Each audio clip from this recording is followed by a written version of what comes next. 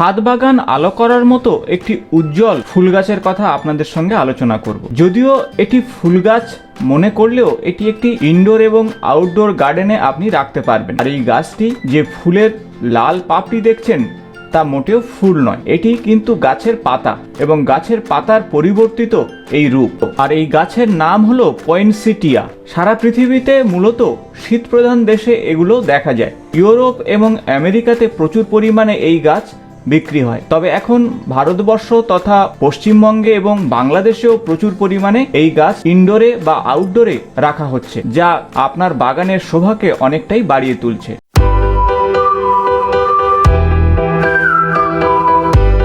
নমস্কার বন্ধুরা, ইনডোর ভ্যালির পক্ষ থেকে নতুন একটি ব্লগে আপনাদের জানাই স্বাগত। আজ এই ভিডিওতে আপনাদের সঙ্গে আলোচনা করব পয়েনসেটিয়া। আপনি আপনার ইনডোর বা আউটডোর বাগানে কিভাবে পরিচর্যা করবেন, কিভাবে রিপোর্টিং করবেন বা প্রতিস্থাপন করবেন।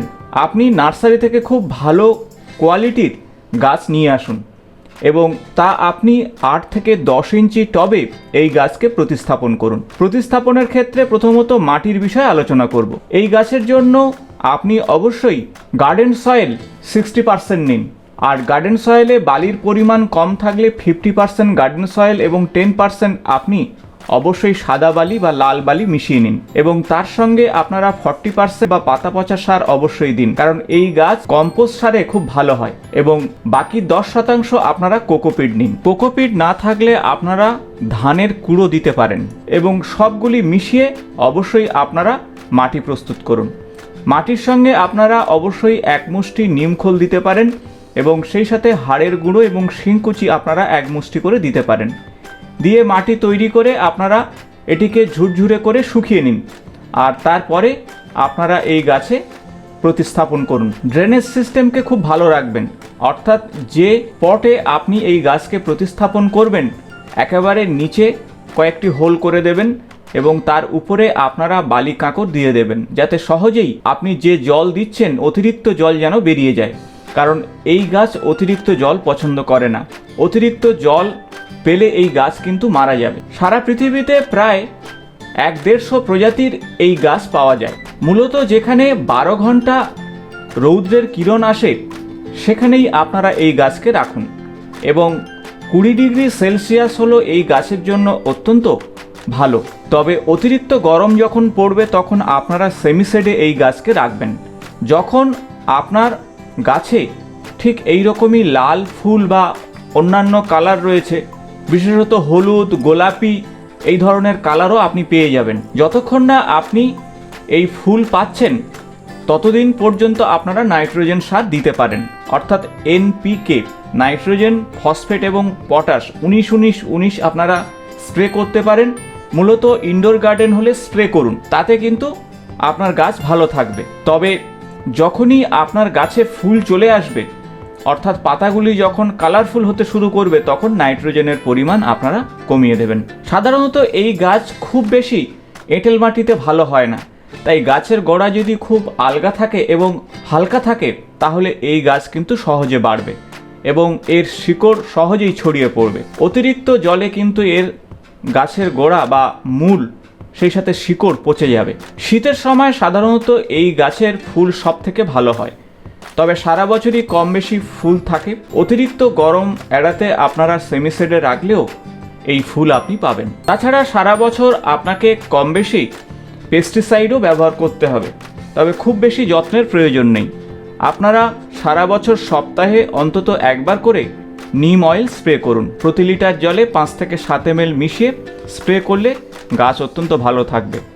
তাছাড়া আপনারা খাদ্য হিসাবে কিচেন ওয়েস্ট দিয়ে তৈরি লিকুইড সার প্রস্তুত করুন এবং গোড়াতে আপনারা 7 থেকে 10 দিন অন্তর অন্তর দিন। তাতে কিন্তু গাছের চেহারা অত্যন্ত ভালো হবে। এবং মাসে একবার করে আপনারা অবশ্যই ফাঙ্গিসাইড ব্যবহার করুন। সেক্ষেত্রে সাপ প্রতি লিটার জলে 1/2 গ্রাম থেকে 1 গ্রাম ভালোভাবে মিশিয়ে ঝাঁকিয়ে স্প্রে করলে আপনার গাছে ফাঙ্গাসের আক্রমণ হবে না।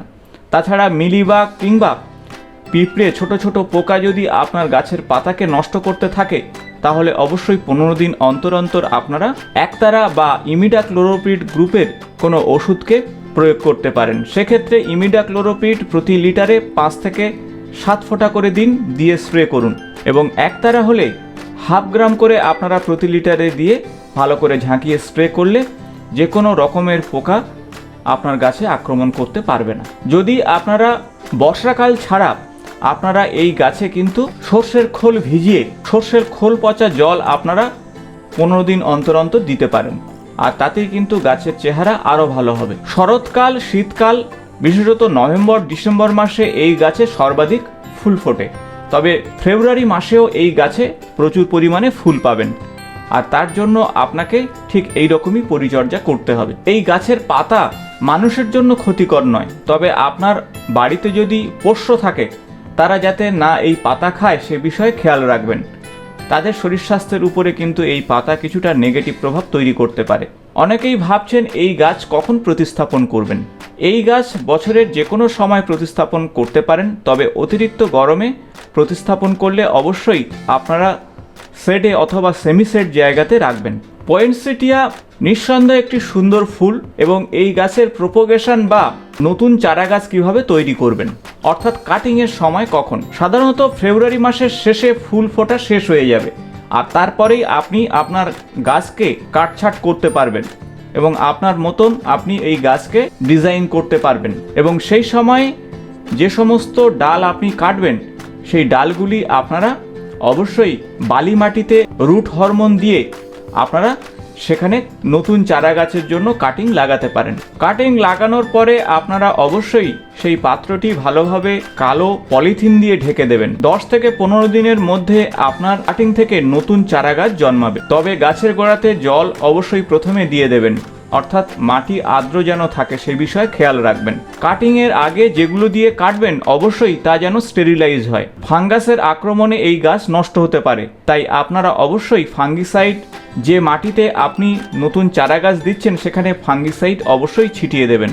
প্রথমত আপনারা ছোট পাত্রে এই গাছের কাটিংকে রাখবেন এবং গাছ আস্তে আস্তে বড় হলে বড় পাত্রে আপনারা প্রতিস্থাপন করবেন। আশা করব ভিডিওটি আপনাদের ভালো লেগেছে। ভালো লাগলে বন্ধুদের সঙ্গে অবশ্যই শেয়ার করবেন। নিয়মিত আমার চ্যানেলের আপডেট পেতে চ্যানেলটি সাবস্ক্রাইব করে পাশে থাকা বেল বটনটি প্রেস করবেন। আজ এই পর্যন্ত, নমস্কার।